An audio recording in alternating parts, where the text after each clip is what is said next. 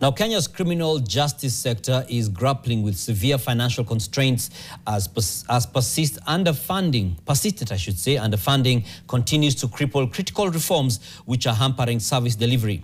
The National Council on the Administration of Justice, through the Administration of Justice in Kenya annual report, has revealed that the sector received just over half of its required budget for the 2024-2025 financial year. A shortfall, officials warn, is threatening access to justice and posing risks to national security.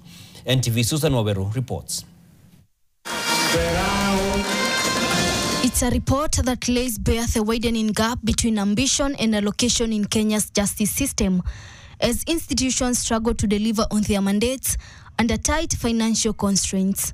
According to the National Council on the Administration of Justice in Kenya annual report of the 2024-2025, the justice sector required 327.5 billion shillings for the current financial year, but only 197.4 billion was allocated, leaving a staggering funding gap of 134 billion shillings.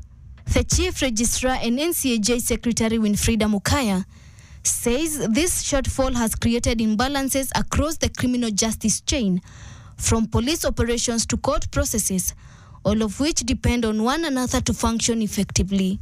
Such disparities create imbalances among institutions that are interdependent in delivering justice. When one institution is underfunded, the ripple effect is felt across the entire justice chain. The report also shows that the National Council on the Administration of Justice operates on a deficit of 80%. NCAJ itself continues to operate under tight resource constraints allocated. In this financial year, they had 99.9 million shillings against a requirement of 512 million, depicting a deficit of 80%.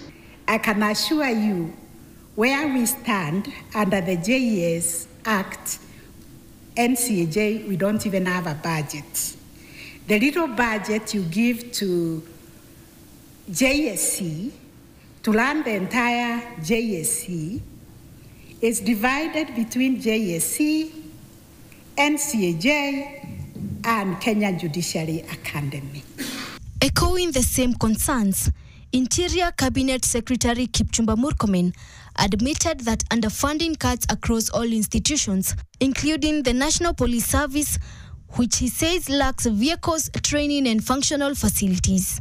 During budget cuts, and this parliament should hear this, the places quickly where we lose money is this sector, because their money they don't look like a road, a water sector, a budget. Their budget looks like, training. They say cut training first. Then we come back and say our police officers during Maandamano, they are unable to manage the crowd. But you removed their training money. Stakeholders now want that unless the government addresses the budget disparity, justice delivery will remain uneven and slow, undermining the country's democratic foundations.